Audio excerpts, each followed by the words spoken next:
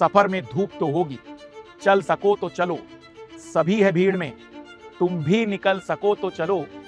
किसी के वास्ते राहें कहां बदलती है, किसी के वास्ते राहें कहां बदलती है, तुम अपने आप को बदल सको तो चलो। इस एग्जाम की प्रिपरेशन के लिए जबरदस्ती वाला कोई कैंडिडेट सफलता नहीं हासिल कर पाता। ये एग्जाम नहीं है, ये कॉम्पिटिटिव एग्जाम है।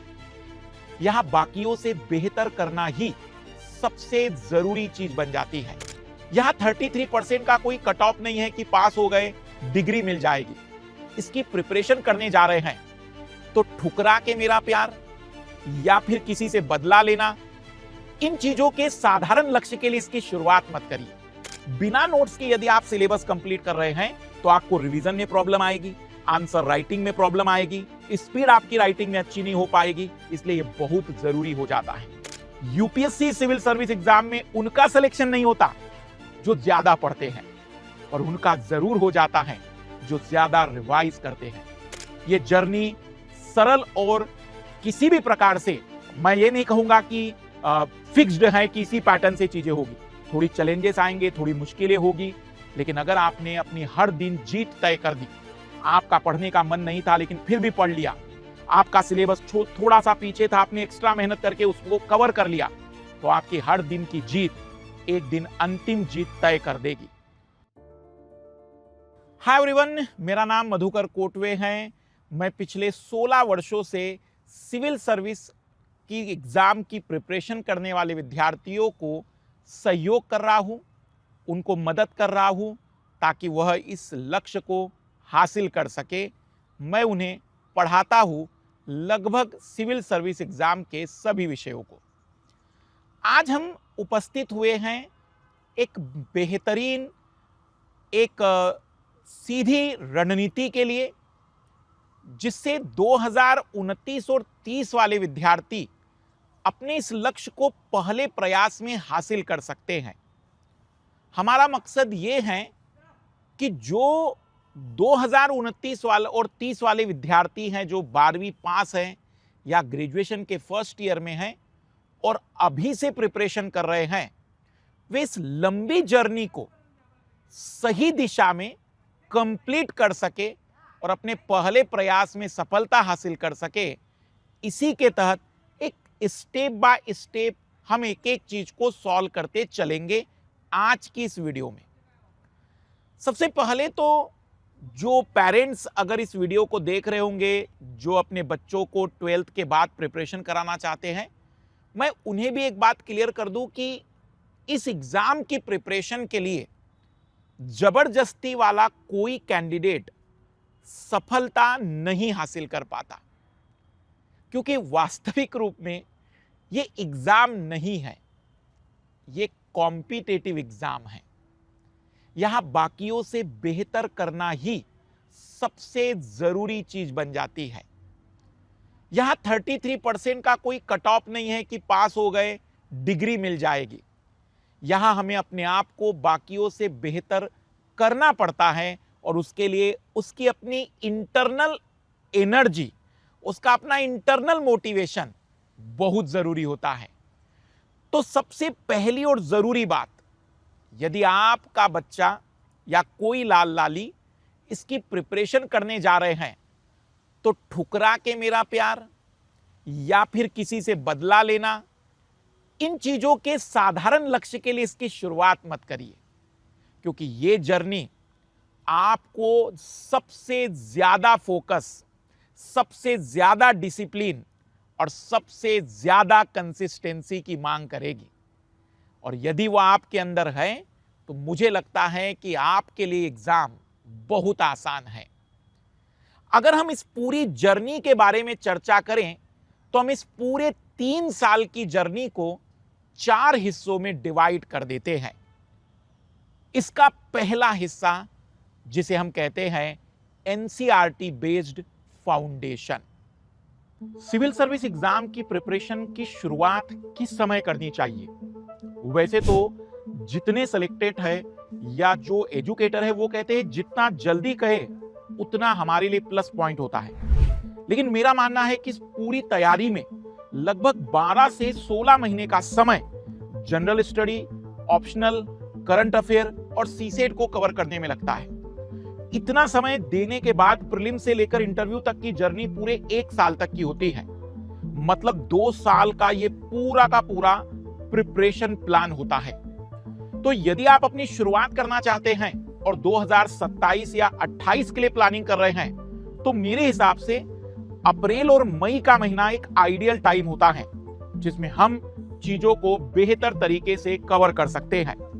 इसी को ध्यान में रखते हुए इस सिविल सर्विस डे पर अनअकैडमी आप लोगों के लिए लेकर आया है अभी तक का सबसे लोएस्ट प्राइस। 16,999 में आप 1 ईयर का complete comprehensive batch complete preparation कर सकते हैं और 2 ईयर के लिए 23,999 में आप अपनी तैयारी को बेस्ट कर सकते हैं अगर आप 2028 देना चाहते हैं। यह केवल कुछ घंटों के लिए दिया गया ऑफर है। मैं चाहूंगा कि यदि आप सच में माइंडसेट बना चुके हैं तो शुरुआत कर लीजिए, क्योंकि जल्दी शुरुआत ही इस एग्जाम में सही और पहला कदम माना जाता है। इसलिए लेट मत करिए और अपनी जर्नी को आज से स्टार्ट करिए यदि आप सच में सिंसियर है तो।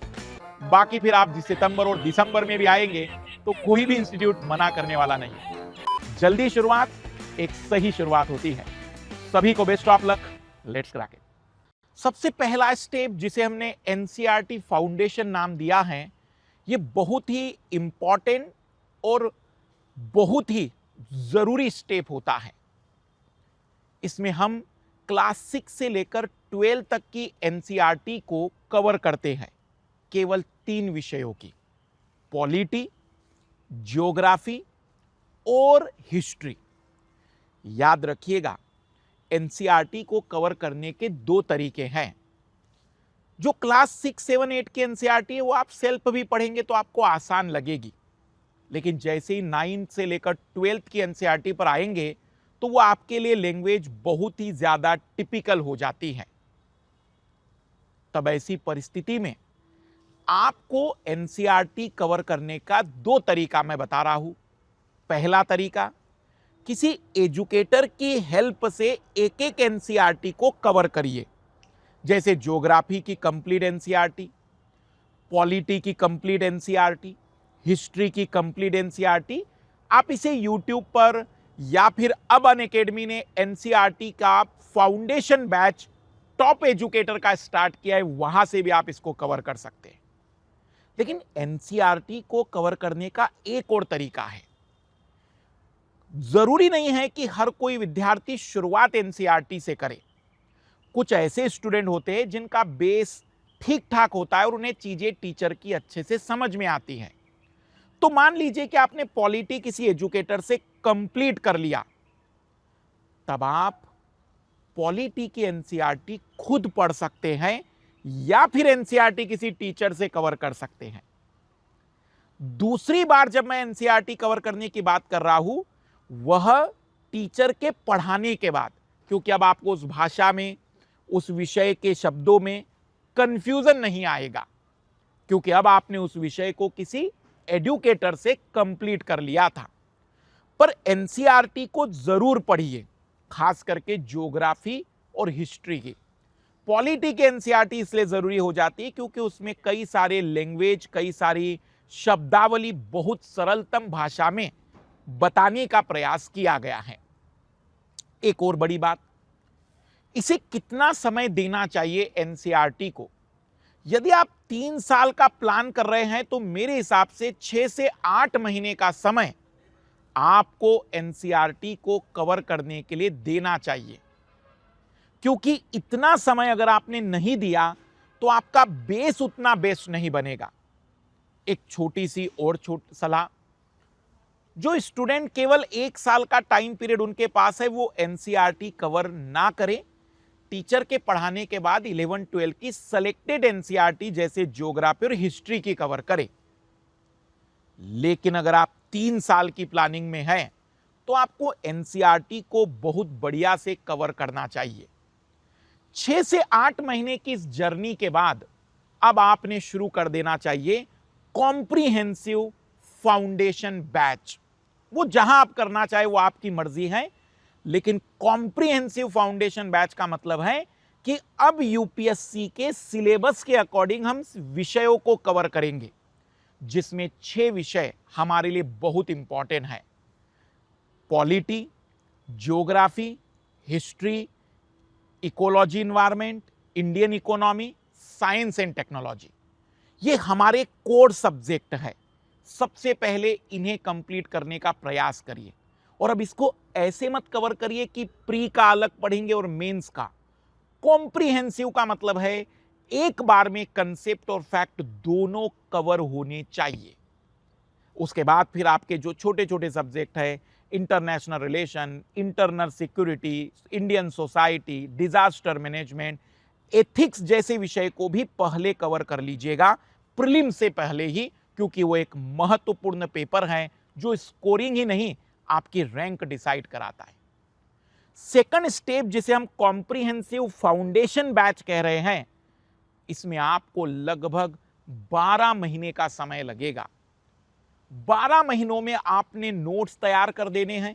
बिना नोट्स के यदि आप सिलेबस कंप्लीट कर रहे हैं तो आपको रिवीजन में प्रॉब्लम आएगी, आंसर राइटिंग में प्रॉब्लम आएगी, स्पीड आपकी राइटिंग में अच्छी नहीं हो पाएगी। इसलिए यह बहुत जरूरी हो जाता है। यदि आप 2029 और 30 की प्लानिंग कर रहे हैं तो मैं कहूंगा कि आपने इसे 2027 से शुरू करके दिसंबर तक कंप्लीट कर देना चाहिए। यह सेकंड स्टेप होता है कॉम्प्रिहेंसिव 3 ईयर की तैयारी का। अब हम पहुंच चुके हैं तीसरे स्टेप पर। पहला था हमारा एनसीईआरटी फाउंडेशन, दूसरा था हमारा कॉम्प्रिहेंसिव फाउंडेशन, तीसरा स्टेप जिसमें हम बात करते हैं ऑप्शनल सब्जेक्ट और सीसेट की।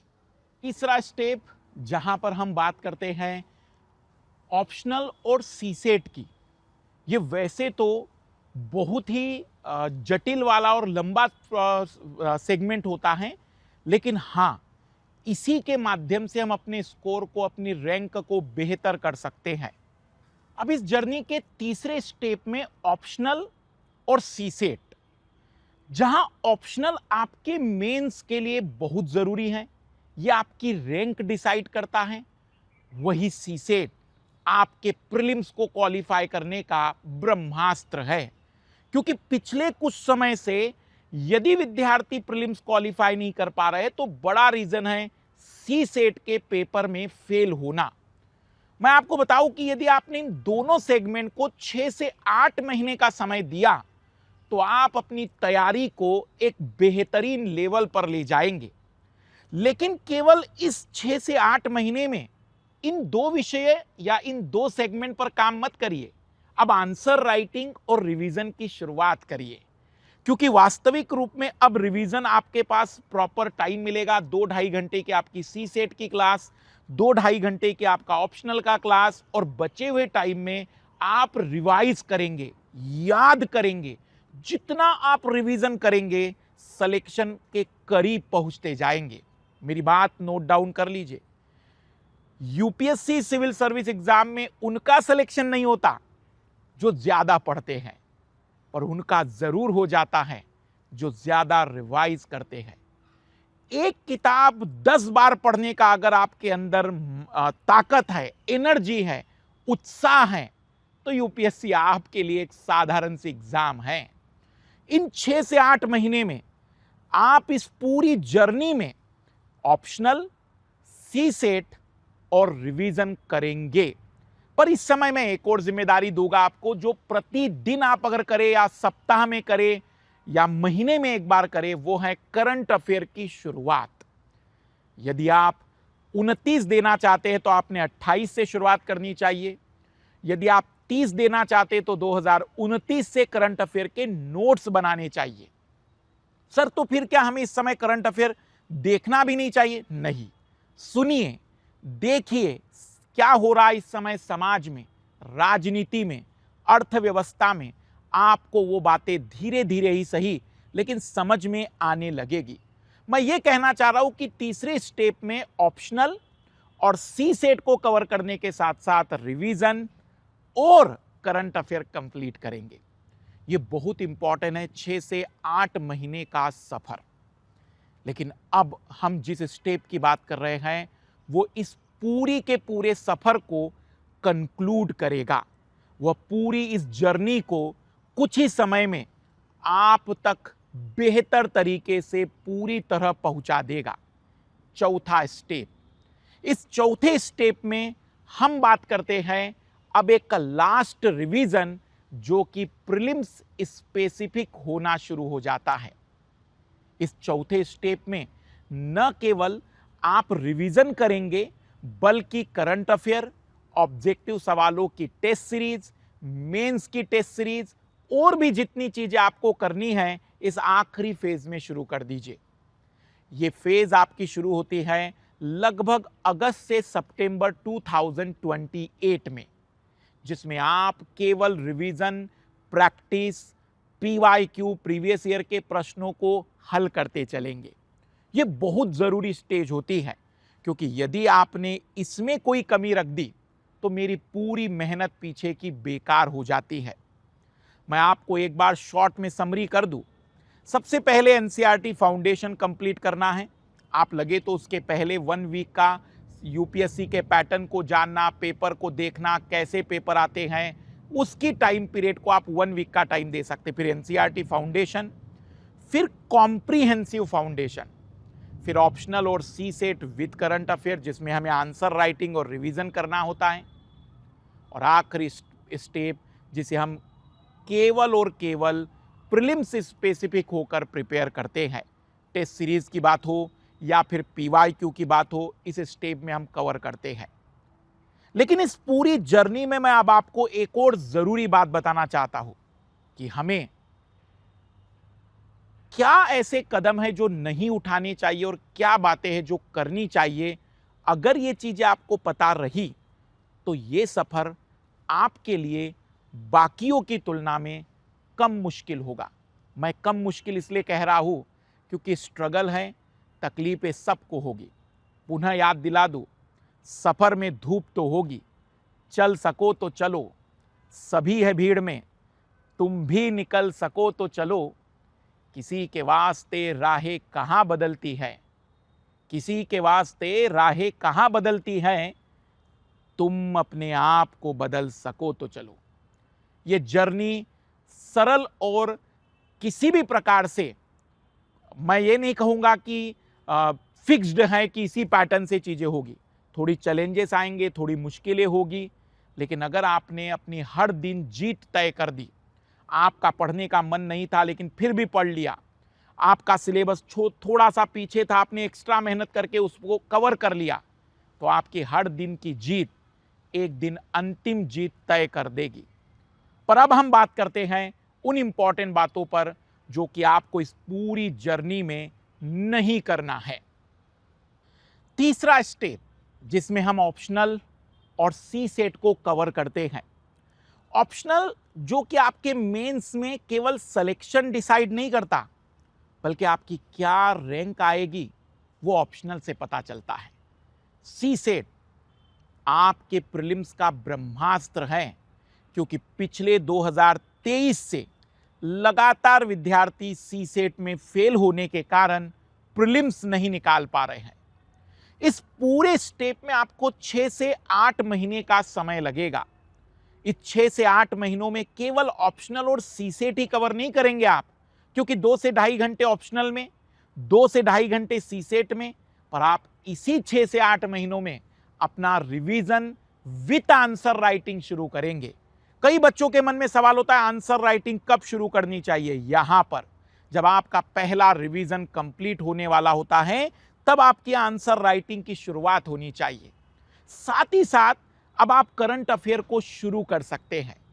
अब जैसे कुछ बच्चे पूछते हैं कि फिर सर हम इस समय क्या करंट अफेयर ना देखें? देखिए, सुनिए, जानिए कि समाज में क्या हो रहा है, राजनीति में क्या हो रहा है, अर्थव्यवस्था में क्या हो रहा है, लेकिन करंट अफेयर के नोट्स मत बनाइए। नोट्स बनाएंगे हम जनवरी 2028 से, अगर 29 देना है। अगर 30 देना है तो हम करंट अफेयर के नोट्स बनाएंगे 2029 से। इस स्टेज में आपका ऑप्शनल बेस्ड हो जाना चाहिए। ऑप्शनल आप कुछ भी चुन सकते हैं, पर मेरा मानना है कि ऐसे विषय को ऑप्शनल चुनिए जहां पर आपको एक अच्छा एजुकेटर मिल जाए, जहां आपका इंटरेस्ट अच्छा हो, और सबसे ज़्यादा ज़रूरी आपके मीडियम में उसका कंटेंट आपको बढ़िया से मिल सके, क्योंकि ऑप्शनल आपकी रैंक डिसाइड करता है। Point to be noted milord जैसी बातचीत है ये। साथ ही साथ इस पूरे के पूरे फेज में आप अपने रिवीजन के साथ आंसर राइटिंग, मेंस की प्रैक्टिस, प्रीवियस ईयर के मेंस के सवाल भी हल कर सकते हैं। तीसरी स्टेप आपकी कंप्लीट होती है लगभग 2028 के अगस्त महीने तक। अब हम अपने आखिरी स्टेज पर प्रवेश करते हैं, जो है फोर्थ स्टेज। इस फोर्थ स्टेज में हम अब प्रीलिम्स स्पेसिफिक होकर प्रिपरेशन करेंगे। हम ऑब्जेक्टिव सवाल लगाएंगे, प्रीवियस ईयर के क्वेश्चन सॉल्व करेंगे, ऑब्जेक्टिव टेस्ट सीरीज ज्वाइन करेंगे और रिवीजन को बार बार करेंगे। याद रखिए, गुरु मंत्र दे रहा हूं मैं, सिविल सर्विस एग्जाम में उन स्टूडेंट का सिलेक्शन नहीं होता जो बहुत ज्यादा पढ़ते हैं, पर उनका हो जाता है जो बहुत बार रिवाइज करते हैं। Revision is the key of the success in the civil service exam. ये मेरे पिछले 15-16 वर्षों के अनुभव का अंतिम कंक्लूजन बता रहा हूं मैं। इसलिए रिवीजन को बहुत मजबूत करिए, क्योंकि 2 घंटे की प्रीलिम्स में भी वही बेस्ट कर पाएगा जिसे चीजें याद आएगी, और मेंस के 3 घंटे में भी वही बेहतरीन परिणाम ला पाएगा जिसे पूरी चीजें ना सही लेकिन मैक्सिमम चीजें याद आ पाएगी। तो चौथा स्टेप रिवीजन का है। कॉम्प्रिहेंसिव रिवीजन करिए, एक एक विषय को कवर करिए। अगर आपने तीसरे स्टेप में पॉलिटी, ज्योग्राफी, हिस्ट्री, जो भी विषय आपने कंप्लीट किए थे विथ नोट्स, उसको अच्छे से याद करना शुरू कर चुके होंगे, तो इसमें कंप्लीट फैक्ट को कवर करिए, करंट अफेयर को जोड़कर याद करते चलिए और एक बेहतरीन रिवीजन कंप्लीट करते चले जाइए। ये चौथा स्टेप वास्तविक रूप में इन पूरे स्टेप में सबसे इंपॉर्टेंट मानता हूं मैं। क्यों? क्योंकि आपने 3 साल की इस जर्नी में 2-2.5 साल क्या किया, ये केवल तीसरा स्टेप से डन होगा। यदि रिवीजन अच्छा है तो ही आपकी मेहनत सफल होगी, और यदि आपने इस स्टेप में कोई कमी रह दी या छोड़ दी तो मान के चलिएगा ये पूरी मेहनत पर पानी फेर देगा। इसलिए रिवीजन बहुत अच्छे से करना जरूरी है, और इसे आप शुरू करेंगे सितंबर 2028 से अगस्त 2028 से, जहां आपका ऑप्शनल और सी सेट कंप्लीट हो जाता है। यह एक बेहतर तरीका होता है प्रीलिम्स तक पहुंचते हुए चीजों को समराइज करने का। लेकिन मैं अब आपको एक ऐसी बात भी बताना चाहता हूं, या कुछ ऐसी चीजें भी क्लियर करना चाहता हूं कि इस पूरी जर्नी में आपको क्या नहीं करना चाहिए, ताकि आपका यह सफर ज्यादा मुश्किलों भरा ना रहे। देखो, लंबा टाइम लगेगा, देखो इसमें मेहनत भी लगेगी और आपको कुछ तकलीफें भी होगी। जिंदगी बिल्कुल स्मूथली नहीं चलती है, लेकिन आप उन सभी समस्याओं से लड़कर यदि हर दिन की जीत तय कर देते हैं ना, तो अंतिम जीत आपकी होगी। हर दिन जीतने का मतलब क्या है? आपका पढ़ने का मन नहीं था लेकिन आपने पढ़ लिया, आपका थोड़ा सा पीछे कुछ छूट गया था, उसे आपने एक्स्ट्रा पढ़ाई करके कवर कर लिया, आपने अपने डिसिप्लिन को मेंटेन रखा, कंसिस्टेंसी को बनाए रखा। यही प्रतिदिन की जीत को तय करता है। इस जर्नी में डिसिप्लिन बहुत जरूरी है, हर दिन की जीत बहुत जरूरी है, तभी सिलेक्शन के सपने पूरे हो सकते हैं। मैंने आपको पुनः बता दिया है, यह केवल एग्जाम नहीं, कॉम्पिटिटिव एग्जाम है, और जहां कॉम्पिटिशन आ जाता है वहां दूसरों से बेहतर करना जरूरी शर्त बन जाता है। समरी कर दे रहा हूं मैं। पहले स्टेप में हम एनसीईआरटी फाउंडेशन की बात करेंगे, सेकंड स्टेप में कॉम्प्रिहेंसिव फाउंडेशन की बात करेंगे, थर्ड स्टेप में ऑप्शनल, सी सेट, रिवीजन, आंसर राइटिंग और करंट अफेयर की बात करेंगे, और आखिरी स्टेप में हम प्रीलिम्स स्पेसिफिक रिवीजन करेंगे। मैंने टाइम के अकॉर्डिंग चीजें भी डिवाइड करा दी हैं। बस समय अब यह है कि आप शुरुआत कब करते हैं, और इसकी शुरुआत का सही समय है जल्दी शुरुआत। जल्द से जल्द शुरुआत करिए अपनी जर्नी की। पर आइए पहले उन बातों पर भी चर्चाएं कर लेते हैं जो आपको इस पूरी जर्नी में नहीं करनी है। ये जर्नी तकलीफों वाली तो होगी ही, कठिनाइयां आएगी, आपको कई बार अपने ऊपर भी डाउट हो जाएगा, लेकिन लगे रहना, बने रहना, क्योंकि सफर में धूप तो होगी। चल सको तो चलो, सभी है भीड़ में, तुम भी निकल सको तो चलो।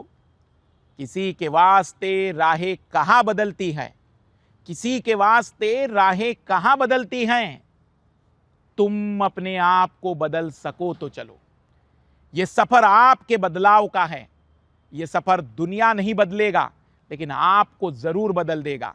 यदि आप इसमें कभी पिछड़ जाते हैं, कभी आपको लगता है कि होगा या नहीं होगा, और उस समय भी आप डटे रहते हैं, तो सिलेक्शन तय है, सिलेक्शन गारंटेड होकर रहेगा। इसलिए आप अपने ऊपर एक विश्वास बनाए रखिएगा, क्योंकि इस पूरी लंबी जर्नी में आपके ऊपर सवाल खड़े करने वाले लोग ज्यादा होंगे और भरोसा करने वाले कम। तब केवल आपका अपना भरोसा ही आपको सबसे मददगार साबित होगा। बाकी मैं समय समय पर बीच बीच में मोटिवेशन देते रहता हूं, पर अब हम चर्चा कर लेते हैं उन महत्वपूर्ण बिंदुओं की भी जो इस पूरी जर्नी के सफर को और आसान कर सकते हैं, कुछ मुश्किलें कम कर सकते हैं, यदि आपने इन बातों पर ध्यान दे दिया।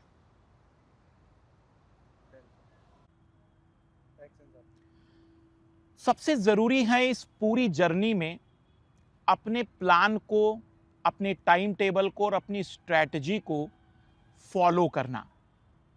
कई सारे लाल लाली स्ट्रैटेजी बना तो देते हैं, लेकिन उसे फॉलो नहीं करते।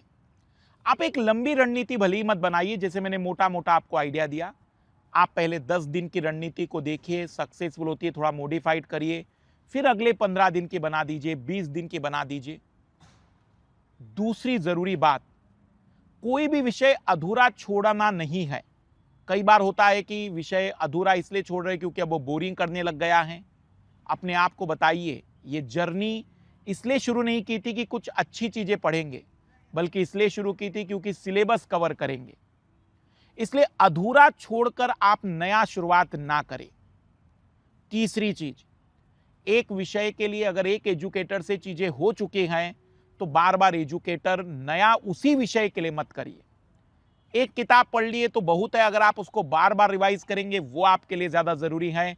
नई किताब उठाने से ज्यादा बेहतर होगा। चौथी और बहुत जरूरी, रिजल्ट के बारे में मत सोचा करिए। रिजल्ट के बारे में हम सोचकर अपनी तैयारी को न केवल पीछे लेकर जाते, बल्कि धीरे धीरे हम डिप्रेशन फेज में भी पहुंच सकते हैं। जो होगा वो रिजल्ट बताएगा। प्लान बी की शुरुआत कई बार पूछने लग जाते हैं कि सर प्लान बी कब शुरू करें। जब आपके 2 बार अटेम्प्ट या 2 प्रयास हो जाए और आपको लगे कि दोनों प्रयासों में आपको सफलता नहीं मिली, तब प्लान बी के बारे में सोचेंगे। पर पहले ही अटेम्प्ट में प्लान बी मत सोचिए। और सबसे ज्यादा जरूरी, अपनी हेल्थ पर जरूर ध्यान दीजिए, क्योंकि आप अगर मेंटली और फिजिकली फिट रहेंगे, तभी आप इस पूरी तैयारी को बेहतर तरीके से कवर कर सकेंगे। आपको इस सिलेक्शन के बाद भी जिंदगी बितानी है। ऐसा नहीं कि सिलेक्शन के बाद हम मोक्ष की प्राप्ति करने वाले हैं। इसलिए इसके बाद का सफर भी बहुत जरूरी है। इसलिए हेल्थ पर जरूर ध्यान दीजिए। डिजिटल अगर आप इक्विपमेंट यूज कर रहे हैं तो ईयरफोन कम यूज करिएगा। मोबाइल या लैपटॉप पर ओपन साउंड सुना करिए। स्क्रीन से बचने के लिए आप यूवी चश्मे जरूर पहन सकते हैं। और एक जरूरी बातचीत कि आप मॉर्निंग में योगा या थोड़ा एक्सरसाइज जरूर करिए। हेल्थ रहेगी तो सब कुछ रहेगा। यह आपके लिए बहुत ज्यादा जरूरी है, क्योंकि एक लंबा सफर है। अब कुछ महत्वपूर्ण बात जो कि अंतिम रूप में मैं कहना चाहूंगा। देखो, इस पूरे के पूरे तैयारी के दौर में आपको कई सारे लोग मिलेंगे जो अपनी अपनी सलाह देंगे, लेकिन आप भले ही सलाह सुन लीजिए सबकी, करिए वही जो इस एग्जाम के लिए सही और जरूरी है, जिसमें आप कंफर्ट हो पाएंगे। शॉर्टकट इस एग्जाम का कुछ भी नहीं है। कोई और तरीका नहीं है सिवाय हार्ड वर्क, डिसिप्लिन और कंसिस्टेंसी के। कभी कभी डिप्रेशन और डिमोटिवेशन आ जाता है तो थोड़ा मोटिवेशनल सॉन्ग सुन लीजिए, लेकिन तैयारी को जारी रहने दीजिए। किसी दिन कम पढ़ाई हुई तो स्ट्रेस मत लेना, अगले दिन ज्यादा पढ़ लेंगे। उसके बारे में चिंतन करके अपना अगला दिन खराब मत कर देना। कभी 4-5 दिन बीमार भी पड़ सकते हो, क्योंकि एक लंबा सफर है। होगा ये सब कुछ। हमें इन सभी चीजों को अकोमोडेट करना है, एडजस्ट करना है और अपनी तैयारी को हर दिन बेहतर करना है। हर दिन कुछ सीखने का, हर दिन अपने आप को पिछले दिन से बेहतर करने का प्रयास ही सफलता होता है। रिजल्ट के परिणाम सफलताएं नहीं मानी जाते हैं। बाकी तैयारी पूरी ताकत से करिए। जिंदगी एग्जाम नहीं है। अगर आपने ईमानदारी से प्रयास किया तो आप कुछ न कुछ बेहतर कर लोगे।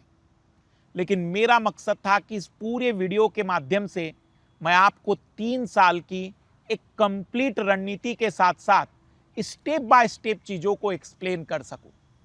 मुझे जरूर बताइएगा कमेंट्स बॉक्स में कि क्या कोई डाउट फिर भी मन में रह गया होगा। मीडियम का एक छोटा सा क्लैरिटी दे दूं कि मीडियम वो होता है जिसमें आप लिखते हैं।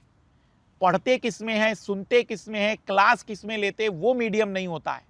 तो आप अपना मीडियम तय कर लीजिए कि आप अपने आंसर राइटिंग हिंदी में करेंगे या इंग्लिश में, क्योंकि मीडियम का अभिप्राय आपकी आंसर राइटिंग से है और उसी से आपका कम्युनिकेशन भी बेहतर माना जाता है। इसलिए मीडियम में क्लैरिटी रखिए कि आपको वो मीडियम चुनना है जिसमें आप कंफर्ट है लिखने में, पढ़ने और सुनने में नहीं। बाकी आप यदि शुरुआत करने जा रहे हैं तो हम लेकर आए हैं पूरा 3 साल का एक complete foundation batch with NCERT, जिसमें पहली बार टॉप एजुकेटर एनसीईआरटी क्लास में कवर कराएंगे। उसके बाद कॉम्प्रिहेंसिव फाउंडेशन बैच, उसके बाद मेंस की आंसर राइटिंग और फिर प्रीलिम्स का क्रैश कोर्स। जिस स्टेप में मैंने चीजें बताई हैं उसी स्टेप में हम चीजों को पूरा करेंगे। उम्मीद है कि प्रकृति जिस तरीके से उत्साहित है आप भी उसी तरीके से उत्साहित हो गए होंगे और अपनी जर्नी को आज से अभी से प्रारंभ करेंगे। हम मुलाकात करेंगे 26 अप्रैल को पहली क्लास में शाम 8 बजे, जिसमें हम एनसीईआरटी और इससे जुड़े हुए कुछ पहलुओं के साथ साथ कुछ 5-7 दिनों की रणनीतिक पहल भी करेंगे, ताकि आपके एक एक सवालों के जवाब भी आपको मिल जाए। पेपर दिखा देंगे, सिलेबस बता देंगे और फिर एक जर्नी के तहत एनसीईआरटी फाउंडेशन स्टार्ट करेंगे। इस सब्सक्रिप्शन के लिए 28,999 का एक बेस्ट ऑफर इस समय अवेलेबल है MK लाइव रिफर कोड के साथ। यदि आप अपनी जर्नी की शुरुआत हमारे साथ करना चाहते हैं क्वालिटी एजुकेशन और अफोर्डेबल प्राइस पर, तो नीचे दिए गए लिंक से इमीडिएटली सब्सक्रिप्शन लेकर जल्द से जल्द शुरुआत कर लीजिए, क्योंकि इस जर्नी में जल्दी शुरुआत ही सही शुरुआत है। बाकी आपको वीडियो कैसा लगा कमेंट्स बॉक्स में जरूर बताइए। शेयर लाइक जरूर करिएगा। जो भी आपके परिचय के लोग हैं जिन्हें पूरा जानना है कि कैसे 3 साल में चीजों को कंप्लीट करें, तो इस वीडियो का लिंक जरूर उन्हें भेज दीजिएगा। सभी को पुनः best of luck. Let's crack it.